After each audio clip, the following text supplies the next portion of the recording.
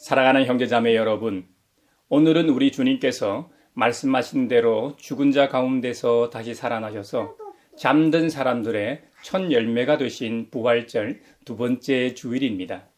부활하신 주님으로 말미암아 믿음의 선배들 뿐만 아니라 지금 이 자리에 모인 저와 여러분에게도 죽음에 대한 승리와 부활을 주신 하나님께 감사를 드립시다.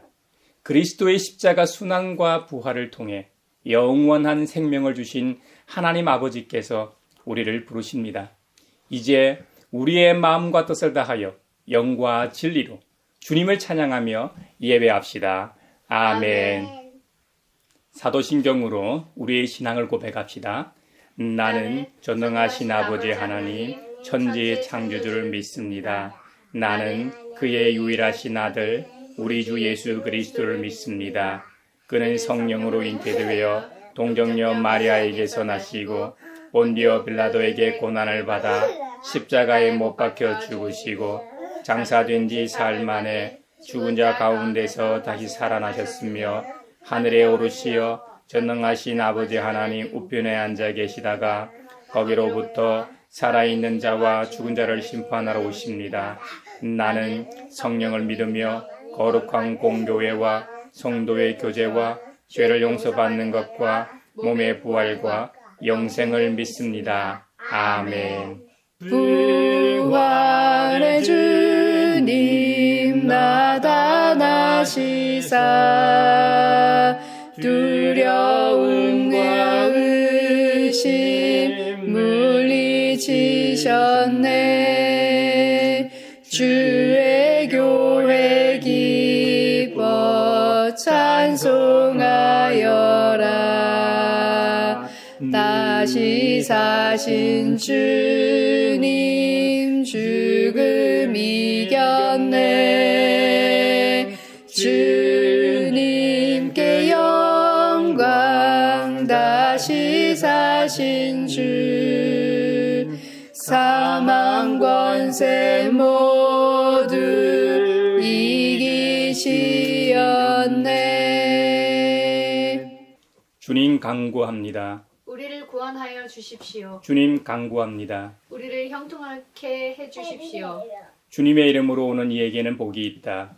주님의 집에서 우리가 너희를 축복하였다. 주님은 하나님이시니 우리에게 빛을 비추어 주셨다. 나뭇가지로 축제의 단을 장식하고 제단의 뿔도 꾸며라. 주님은 나의 하나님이시니 내가 주님께 감사드립니다. 내 하나님, 내가 주님을 높이 기리겠습니다. 주님께 감사하여라. 그는 선하시며 그의 인자하심이 영원하다. 아멘. 거기 못 가두네. 예수 내 구주 우리를 살리네. 예수 내 주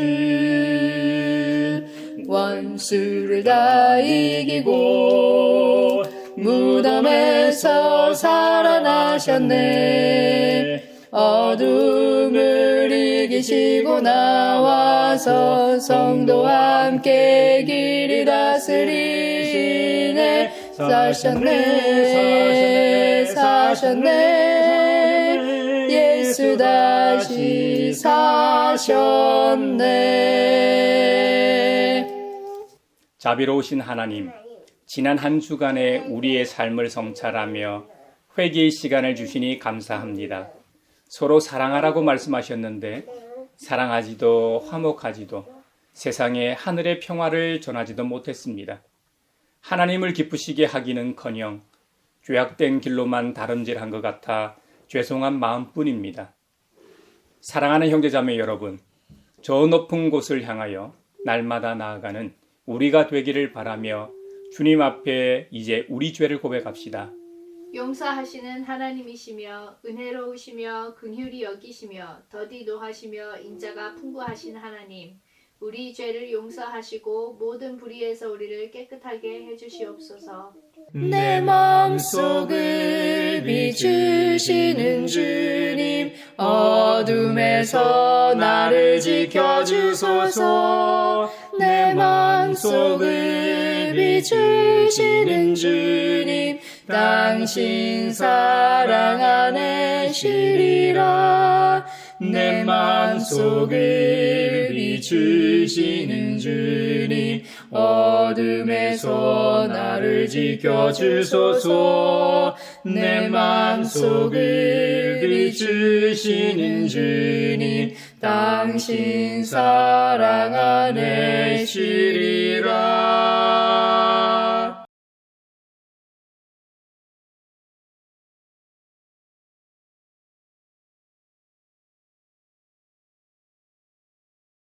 주님의 말씀이 여기 있습니다. 우리 중 누가 정죄의 자리에 설 수 있습니까? 오직 우리를 위해 죽으시고 다시 살아나신 그리스도 우리 주님뿐이십니다.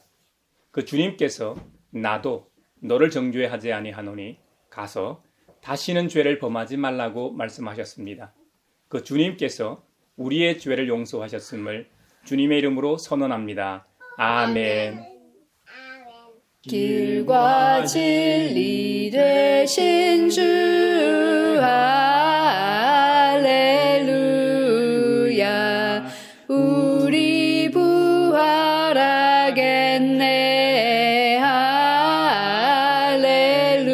할렐루야. 부활 생명 되시니 할렐루야. 우리 부활하겠네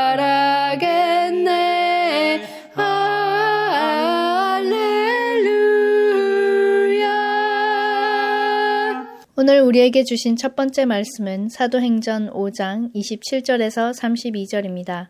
하나님의 말씀을 경청하십시오. 그들이 사도들을 데려다가 공의회 앞에 세우니 대제사장이 신문하였다. 우리가 그대들에게 그 이름으로 가르치지 말라고 엄중히 명령하였소. 그런데도 그대들은 그대들의 가르침을 온 예루살렘에 퍼뜨렸소. 그대들은 그 사람의 피에 대한 책임을 우리에게 씌우려 하고 있소. 베드로와 사도들이 대답하였다. 사람에게 복종하는 것보다 하나님께 복종하는 것이 마땅합니다. 우리 조상들의 하나님은 여러분이 나무에 달아 죽인 예수를 살리셨습니다. 하나님께서는 이분을 높이시어 자기 오른쪽에 앉히시고 영도자와 구주로 삼으셔서 이스라엘이 회개를 하고 죄 사함을 받게 하셨습니다. 우리는 이 모든 일의 증인이며 하나님께서 자기에게 복종하는 사람들에게 주신 성령도 그러하십니다. 즐겁도다 이날 세세의 할 말 사망 권세 깨고 승리하셨네. 오늘 우리에게 주신 두 번째 말씀은 요한계시록 1장 4절에서 8절입니다. 하나님의 말씀을 경청하십시오. 나 요한은 아시아에 있는 7교회에 편지를 씁니다. 지금도 계시고 전에도 계셨고 또 앞으로 오실 분과 그의 보좌 앞에 있는 7 영과 또 신실한 증인이시요 죽은 사람들의 첫 열매시요 땅 위의 왕들의 지배자이신 예수 그리스도께서 내려주시는 은혜와 평화가 여러분에게 있기를 빕니다. 예수 그리스도께서는 우리를 사랑하시며 자기의 피로 우리의 죄에서 우리를 해방하여 주셨고 우리로 하여금 나라가 되게 하시어 자기 아버지 하나님을 섬기는 제사장으로 삼아주셨습니다. 그에게 영광과 권세가 영원 무궁하도록 있기를 빕니다. 아멘. 보아라, 그가 구름을 타고 오신다. 눈이 있는 사람은 다 그를 볼 것이요 그를 찌른 사람들도 볼 것이다. 땅 위의 모든 족속이 그분 때문에 가슴을 칠 것이다. 꼭 그렇게 될 것입니다. 아멘. 지금도 계시고 전에도 계셨고 앞으로 오실 전능하신 주 하나님께서 나는 알파요 오메가다 하고 말씀하십니다. 즐겁도다 이날 세세의 할 말 사망 권세 깨고 승리하셨네. 오늘 우리에게 주시는 복음의 말씀은 요한복음 20장 19절로 31절입니다. 주님의 말씀을 경청하십시오. 그날 곧 주간의 첫날 저녁에 제자들은 유대 사람들이 무서워서 문을 모두 닫아 걸고 있었다. 그때에 예수께서 와서 그들 가운데로 들어서셔서 너희에게 평화가 있기를 하고 인사말을 하셨다.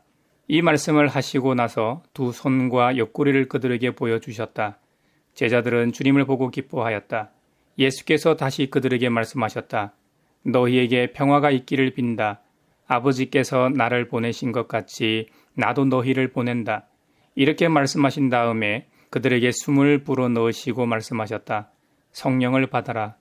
너희가 누구의 죄든지 용서해 주면 그 죄가 용서될 것이요 용서해 주지 않으면 그대로 남아있을 것이다.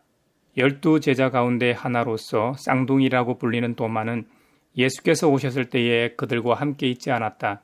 다른 제자들이 그에게 우리는 주님을 보았소 하고 말하였으나 도마는 그들에게 나는 내 눈으로 그의 손에 있는 못자국을 보고 내 손가락을 그 못자국에 넣어보고 또 내 손을 그의 옆구리에 넣어보지 않고서는 믿지 못하겠소 하고 말하였다. 여드레 뒤에 제자들이 다시 집안에 모여 있었는데 도마도 함께 있었다. 문이 잠겨 있었으나 예수께서 와서 그들 가운데로 들어서셔서 너희에게 평화가 있기를 하고 인사말을 하셨다. 그리고 나서 도마에게 말씀하셨다. 내 손가락을 이리 내밀어서 내 손을 만져보고 내 손을 내 옆구리에 넣어보아라. 그래서 의심을 떨쳐버리고 믿음을 가져라. 도마가 예수께 대답하기를 나의 주님, 나의 하나님 하니 예수께서 도마에게 말씀하셨다. 너는 나를 보았기 때문에 믿느냐? 나를 보지 않고도 믿는 사람은 복이 있다. 예수께서는 제자들 앞에서 이 책에 기록하지 않은 다른 표징도 많이 행하셨다. 그런데 여기에 이것이나마 기록한 목적은 여러분으로 하여금 예수가 그리스도요 하나님의 아들이심을 믿게 하고 또 그렇게 믿어서 그의 이름으로 생명을 얻게 하려는 것이다. 이것은 주님의 말씀입니다. 하나님 감사합니다. 즐겁도다 이날 세세의 할 말 사망 권세 깨고 승리하셨네. 사회를 위하여 기도합니다. 지난 20일은 장애인의 날이었습니다. 장애를 가진 사람들은 시민으로서 마땅한 이동권, 교육권, 노동권, 감옥 같은 시설에서 살지 않을 권리를 외치고 있습니다. 우리 주변에 존재하지만 보이지 않는 장애인들이 당당한 시민으로서 살아갈 수 있도록 환경과 제도가 마련되게 하소서. 주님께 영광 다시 사신 주 사망 권세 모두 이기시었네. 교회를 위하여 기도합니다. 부활절 시즌에 맞춰 개봉한 한국 애니메이션이 북미 영화계를 휩쓸고 있습니다. 예수 그리스도의 생애를 다룬 킹 오브 킹스는 박스오피스 2위에 오를 정도로 현지에서 화제입니다. 영화는 아버지가 아들에게 예수님의 생애를 들려주는 방식으로 전개되고 있어 한층 더 친숙한 데다 유명 할리우드 배우들이 목소리 연기로 참여해 더 주목을 받고 있습니다.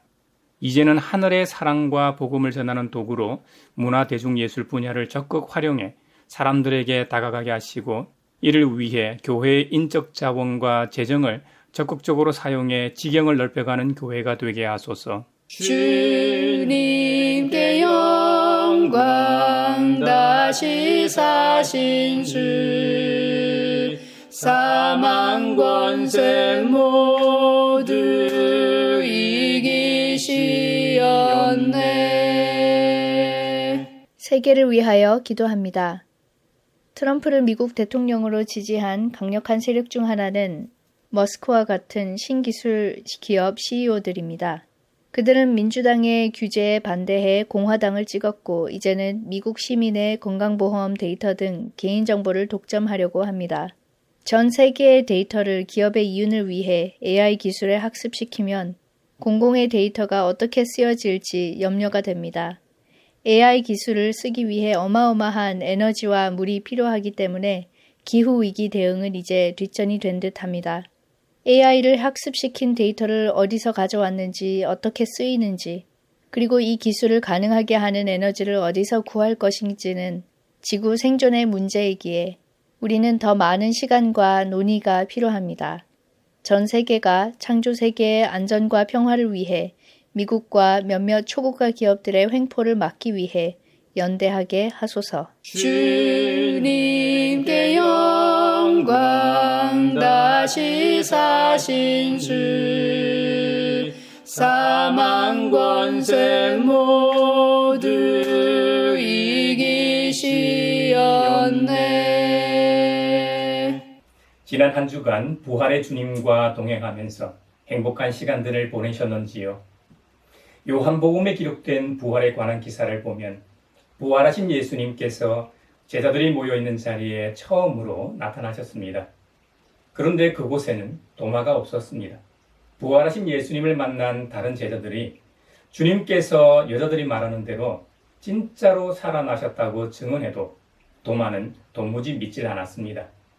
도마는 다른 제자들에게 나는 내 눈으로 그의 손에 있는 못자국을 보고 내 손가락을 그 못자국에 넣어보고 또 내 손을 그의 옆구리에 넣어보지 않고서는 믿지 못하겠다고 말했습니다.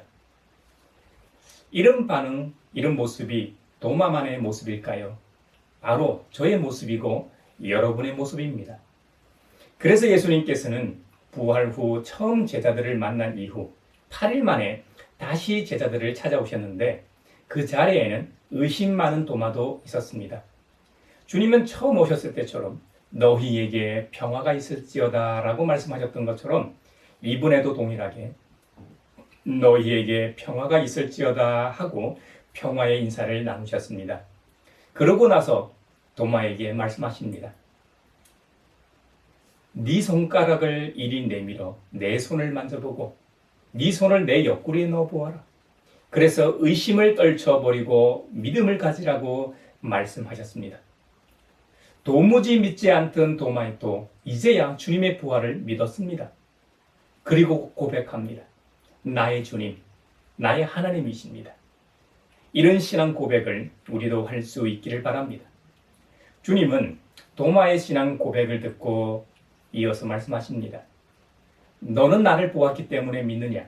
나를 보지 않고도 믿는 사람은 복이 있다. 복이 있다고 말씀해 주셨습니다. 우리의 신앙이라는 것은 믿음의 문제입니다. 저와 여러분도 성육신하신 예수님의 삶과 십자가의 순환과 죽음, 부활을 보지 않고도 믿는 복된 분들이 되길 바랍니다. 도마에게 고민하시는 주님의 말씀을 대하면서 이런 도마의 모습이 우리 인간들의 모습이요 다름 아닌 나의 모습임을 보게 됩니다. 겨자씨만한 이 믿음도 없기 때문에 내 눈으로 봐야만 믿습니다. 그러면서도 한편으로는 어떤 사안에 대해서는 사실과 전혀 다른데도 얼마나 잘 믿는지 참 신기할 정도입니다. 자기 욕심에 현혹되어 믿고 싶은 대로 믿는 것이겠지요. 그런데 본래 인간은 잘 믿지 않습니다. 그건 죄로 인해 창조의 인간상이 훼손되고 왜곡되었기 때문일 겁니다. 창조주 하나님의 피조물로서 훼손된 우리를 회복하시기 위해 성육신하신 예수님께서는 주님의 삶과 십자가의 순환과 죽음 그리고 부활을 통해 우리의 근원적인 죄의 문제를 해결하셨습니다. 예수님께서는 부활하신 후 곧바로 원래 자리인 하나님의 우편으로 가시지 않았습니다. 요한복음 부활 내용이 기록되어 있는 바로 이 20장에 보면 20장, 21장에 보면 예수님께서 우리에게 사명을 주십니다. 21절을 한번 보십시오. 예수께서 다시 그들에게 제자들에게 말씀하셨다. 너희에게 평화가 있기를 빈다. 아버지께서 나를 보내신 것 같이 나도 너희를 보낸다. 예수님께서는 하나님 아버지께서 예수님 자신을 보내신 것과 같이 주님의 제자들도 세상으로 보낸다고 말씀하십니다. 오늘 본문인 요한복음 20장 부활의 이야기에서 우리는 부활의 증인이 어떠해야 하는지 배우게 됩니다. 먼저 부활의 증인은 세상으로 보냄을 받았음을 기억해야 합니다. 복음서에 보면 예수님께서는 부활 이전에도 제자들을 세상으로 보내신 적이 있습니다. 마태복음 10장 16절에 보면요. 보아라, 내가 너희를 내보내는 것이 마치 양을 이리떼 가운데로 보내는 것과 같다 하신 적이 있습니다. 유대교 문헌에서 일반적으로 양은 이스라엘 백성을 가리킵니다. 그리고 이리는 이방 민족을 상징합니다. 하지만 예수님께서 제자들을 복음 전도자로 파송하실 때 사용한 이리는 천국 복음을 거부하는 자들을 가리킵니다. 단순히 천국 복음을 거부하는 자들 정도가 아니라 복음을 전하는 제자들을 위협하고 핍박하는 자들을 말합니다. 바로 그들 가운데 위태롭게 서 있는 제자들을 양으로 비유하신 것이죠. 우리 예수님은 이런 어려운 환경으로 사랑하시는 제자들을 그냥 내몬 것이 아닙니다. 요한복음 9장에는 예수님으로부터 실로암 못에서 고침을 받은 소경 이야기가 나옵니다.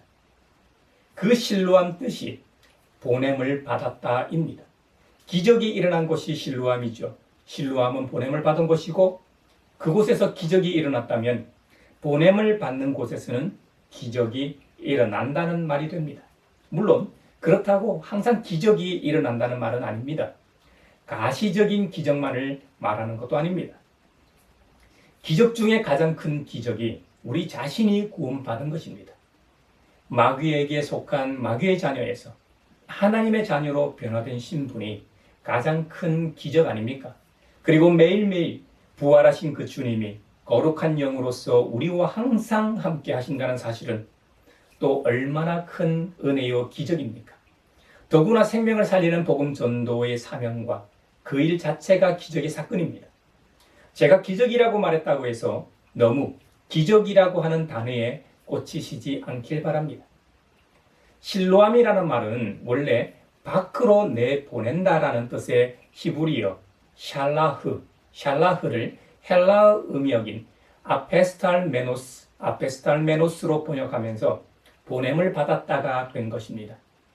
그러니까 예수님께서 실로암 못에 가서 눈을 씻으라고 명하신 것은 하나님께서 하나님께로부터 보내심을 받은 예수님을 통하여 하나님의 도심의 은총을 구하라는 의미로 해석할 수 있습니다. 실로암에서 고침을 받은 소경의 행동에 주목해야 합니다. 실로암 못에 가서 보지 못하는 눈을 씻으라고 명령하셨을 때 그 명령을 받은 소경이 어떤 반응을 보였는지를 잘 한번 보십시오. 그는 머뭇거리지 않고 말씀이 떨어지자마자 실로암으로 갔습니다. 그리고 시키는 대로 실로암 못의 물로 자신의 눈을 씻었을 때 기적이 일어났고 살아계신 주님을 만나는 경험을 했습니다. 부르심에 즉각적으로 응답하는 모습을 보게 됩니다. 주님의 말씀에 어떻게 행동해야 하는지 알게 되죠. 믿음을 전제로 한 즉각적인 응답은 놀라운 이적을 불러온다는 것입니다. 우리는 성경에 기록된 이야기를 믿음으로 읽고 믿음으로 역사적 사실로 받아들여야 합니다. 하지만 그것은 전적으로 하나님의 영역이기 때문에 오늘날 우리의 일상에서 아무 일도 일어나지 않는다고 해서 실망해서는 안 됩니다. 하나님을 부정하거나 성경이 말하는 것이 믿을 만한 것이 못 된다고 비난할 필요가 없습니다. 하나님께서는 자신의 영광을 위해서 일하시는 분입니다. 성경에 나오는 기사나 기적들은 모두 다 그 시대적 상황에서 하나님의 영광을 드러내거나 영광을 돌리는 순간들이었음을 우리는 잊지 말아야 합니다. 구원받고 주님의 제자가 되고 주님 안에서 평화롭게 살고 있는 우리에게 2000년 전 제자들처럼 오늘을 살아가는 우리도 밖으로 내보내십니다. 이것이 우리에게 부활을 허락하신 이유요, 부활의 감격을 가지고 살아가는 은총입니다. 마태복음 10장에서 예수님께서는 부활 이전에도 복음 전도자로 제자들을 보내신 적이 있었습니다. 그때 제자들은 주님으로부터 능력을 부여받고 세상으로 나아갔습니다. 더러운 귀신을 쫓아내고 모든 병과 모든 약한 것을 고치는 권능을 주셨다는 말입니다. 그 말은 제자들도 예수님만큼은 아니지만 일반 사람들에 비해서는 놀라운 일들을 행할 능력이, 권능이 생겼다는 말입니다. 이것만도 대단하지요. 그런데 부활하신 후 예수님께서 제자들을 다시 세상으로 내보내실 때는 완전히 다릅니다. 이때 제자들에게 앞서 마태복음 10장에서 부여하신 권능들이 있었는지는 모르겠습니다. 더러운 귀신을 쫓아내고 모든 병을 고치고 모든 약한 것을 고치는 능력 말입니다. 이런 권능이 있었을 수도 있고 없었을 수도 있습니다. 어떤 제자에게는 지속적으로 나타났을 수도 있고 또 어떤 제자에게는 이례적으로 나타나고 그 뒤로는 더 이상 그런 능력이 나타나지 않았을 수도 있습니다. 진짜로 중요한 것은 그것이 아닙니다. 이전에는 제자들이 능력을 자랑하면서 우리 선생님을 소개했고 또한 자신이 우쭐댔을 겁니다. 근데 우리가 성경을 통해 잘 알다시피 제자들은 예수님 공생의 3년 동안 예수님이 누구신지 잘 몰랐습니다. 그분의 진짜 사명이 무엇인지 전혀 몰랐습니다. 그러니까 주님의 이름을 부르는 자는 누구든지 구원을 받는다는 말의 의미를 온전히 이해하지 못했다는 말입니다. 하지만 이제는 전혀 다른 선생님을 전하게 되었습니다.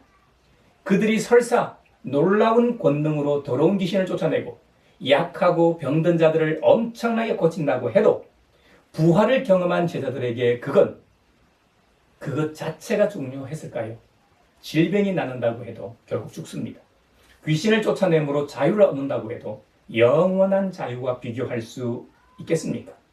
그러니까 이전에 제자들이 세상으로 보냄을 받고 복음 전도하던 것과 부활 이후 복음 전도하는 것은 완전히 다릅니다. 부활 이후에는 부활에 초점이 맞추어져 있었을 겁니다. 부활이 전도와 사명의 원동력이었다는 말입니다. 지난주 우리는 2025년 부활절을 재현했고 성령 강림절 전까지 부활절기를 이어갑니다. 그리스도인으로서 우리 자신에게 있어 교회 행사로서 부활 재현 말고 진짜로 부활의 감격과 은혜가 있는지 성찰해 보아야 합니다. 그럴 때만이 부활이 의미가 있고 우리의 사역이나 특히 복음 전도가 의미가 있게 됩니다. 부활의 증인으로서 우리 예수님께서 하나님 아버지로부터 보내심을 받고 제자된 우리를 보내심을 믿습니다. 그리고 부활 신앙을 갖고 세상으로 나아가 각자의 일상을 살아가며 부활의 증인이 되도록 합시다. 두 번째 부활의 증인으로서 성령을 받아야 합니다. 22절입니다. 이렇게 말씀하신 다음에 그들에게 숨을 불어넣으시고 말씀하셨다. 성령을 받아라. 예수님께서 제자된 우리를 세상으로 보내신다고 말씀하시면서 주님의 숨을 불어넣으시면서 성령을 받으라고 하셨습니다. 이 구절에서 특이한 표현을 보게 됩니다. 주님은 말씀으로만 성령을 받으라고 하시지 않았습니다. 그 이전에 주님의 숨을 그들에게 불어넣으시고 성령을 받으라고 말씀하셨습니다. 숨을 불어넣다는 쉽게 입김을 내뿜다, 후 하고 말입니다. 이 단어는 신약 성경에서는 이곳에서만 사용되었습니다. 그런데 구약을 헬라어로 번역한 70인역에서는 이 동사가 2번 사용되었습니다. 창세기 2장에서 주 하나님이 땅의 흙으로 사람을 지으시고 그의 코에 생명의 기운을 불어넣으시니 사람이 생명체가 되었다 할 때와 에스겔 37장에서 그때 그가 내게 말씀하셨다. 사람아, 너는 생기에게 대언하여라. 생기에게 대언하여 이렇게 일러라. 나 주 하나님이 너에게 말한다. 너 생기야 사방에서부터 불어와서 이 살해당한 사람들에게 불어서 그들이 살아나게 하여라 할 때 이 2군데만 사용된 단어입니다. 창세기와 에스겔에서의 경우 모두 생명이 없거나 생명을 잃은 자에게 새로운 생명을 부여할 때 사용되었습니다. 창세기에서는 원래 없던 것에 최초의 생명을 불어넣으실 때 사용되었습니다. 에스겔의 경우에는 원래는 생명이 있었는데 살해당해 생명이 없어진 존재에게 새로운 생명을 불어넣을 때 사용되었습니다.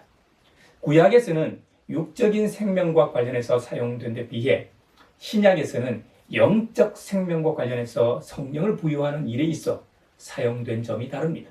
무슨 말이냐면요, 보냄을 받은 자로서의 임무를 수행하기 위한 영적인 능력으로서의 생명을 부여하십니다. 그러니까 이건 선택사항이 아닙니다. 주님으로부터 보냄을 받은 자는 누구나 의무적으로 꼭 받아야 하는 것입니다. 복음 전도를 위해서는, 부활의 증인으로 살아가기 위해서는 필연적으로 성령을 받아야만 합니다. 그래서 보혜사 성령님을 설명하고 있는 요한복음 14장과 16장에서는 성령님을 어떻게 묘사하고 있습니까? 장차 앞으로 제자들의 사역을 도와주는 분으로 성령님을 묘사하고 있습니다. 때로는 좋은 자의 역할을 하고 계신 성령님의 모습을 그리고 있습니다.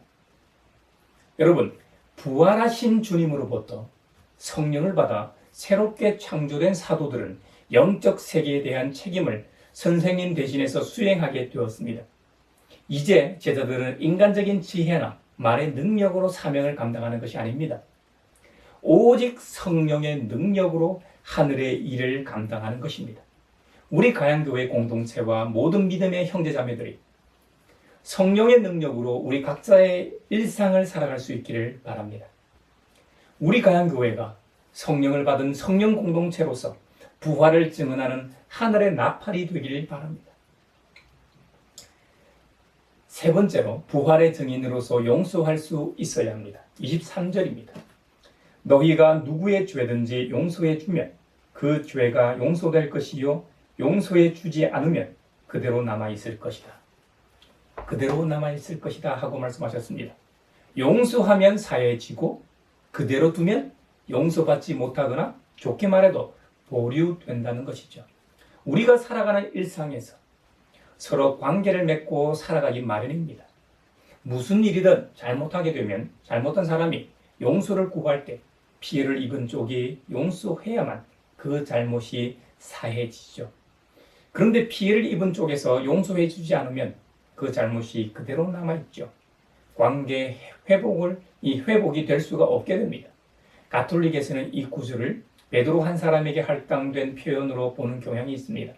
그래서 베드로 이후 모든 교황에게 사적권이 주어졌다고 해석하기도 합니다.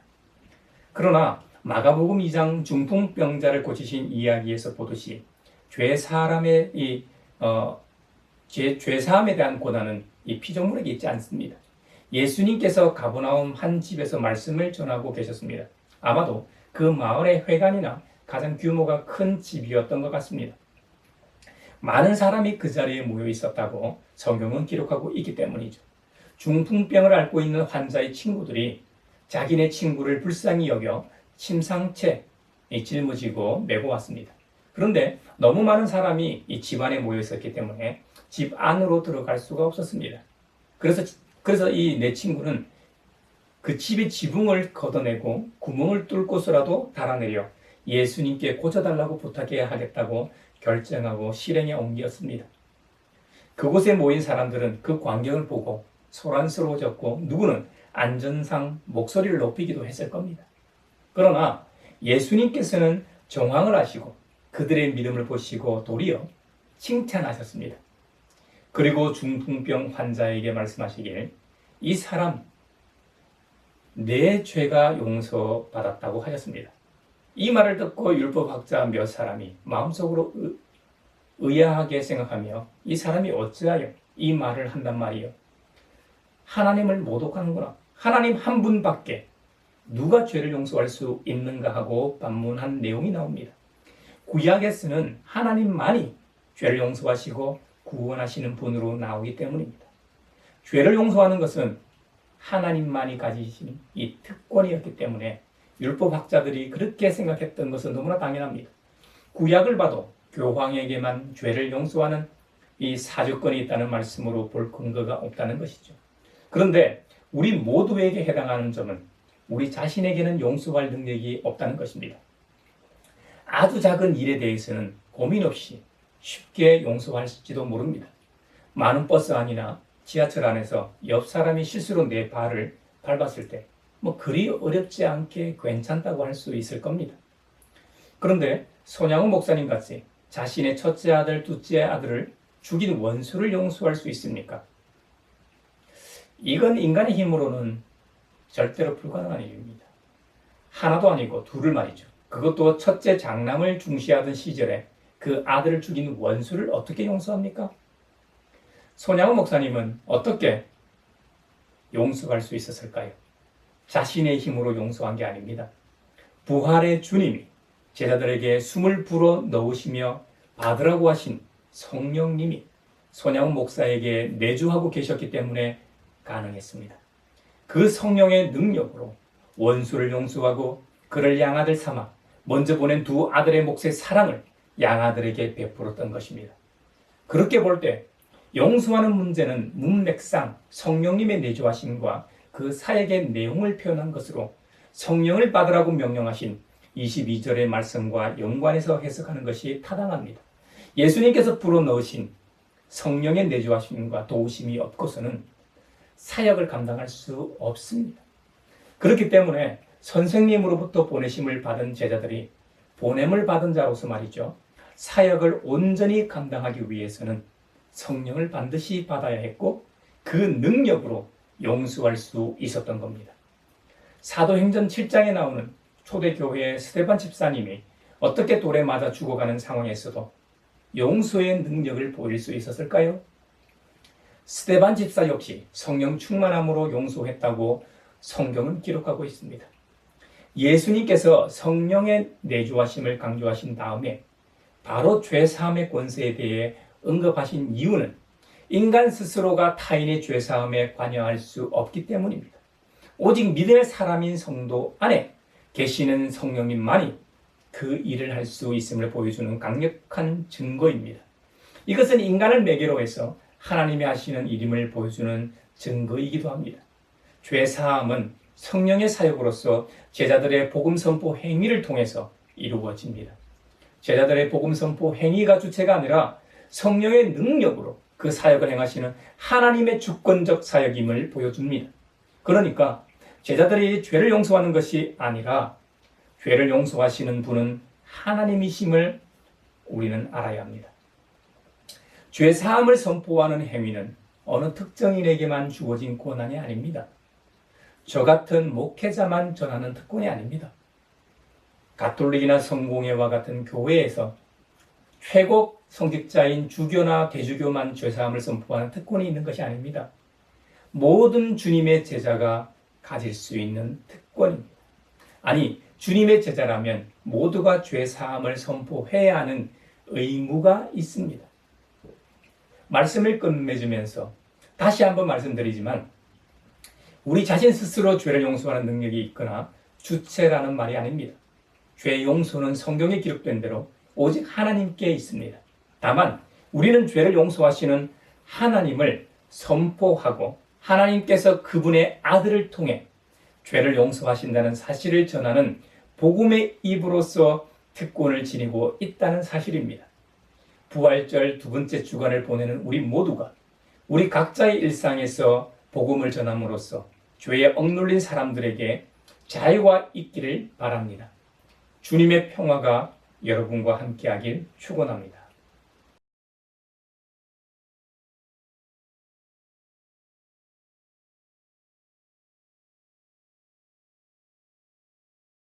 내게 있는 모든 것을 주를 위해 드리네.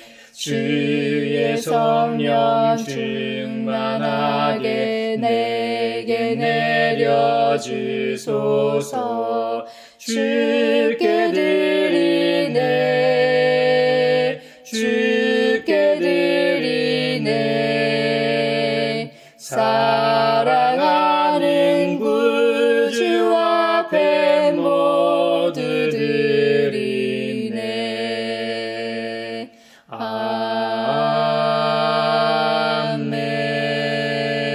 아멘. 여기에 모인 우리는 우리의 믿음의 역사와 사랑의 수고와 우리 구주 예수 그리스도에 대한 소망의 인내를 여기 봉헌에 담아 올려드립니다. 주님께서 말씀하신 대로 인색함, 의로나 억지로 하지 않고 주님의 부활이 갖는 참 의미를 되새기며 일상 가운데서 부활을 경험하며 살게 하심에 감사하여 각각 그 마음에 정한 대로 즐거운 마음으로 바치오니 향기로운 예물이 되게 하소서. 은혜의 주님, 우리의 정성을 어여삐 여기시어 주님께서 베푸신 은혜에 비하면 보잘것없지만 말씀하신 대로 미리 구별하여 드리오니 기쁘게 받으시옵소서. 우리의 가진 것이 비록 적어도 바치는 기쁨은 더 커지고 비록 버는 것이 적어도 나누는 즐거움은 더욱 넘쳐 우리 믿음의 소문이 각처에 퍼지게 하소서. 우리 주님 예수 그리스도의 이름으로 감사하며 기도하옵나이다. 아멘. 구원자 주 예수 하나님의 아들 귀하신 어린 양 메시아 거룩하신 하나님 오 하나님 감사해 독생자 주시고 또 성령님 보내사 주의 일을 이루시네. 서로 평화의 인사를 나누겠습니다. 주님의 평화를 빕니다. 주님의 평화를 빈다 얘들아. 주님의 평화가 여러분과 함께 하시길 바랍니다. 이제 축도하겠습니다.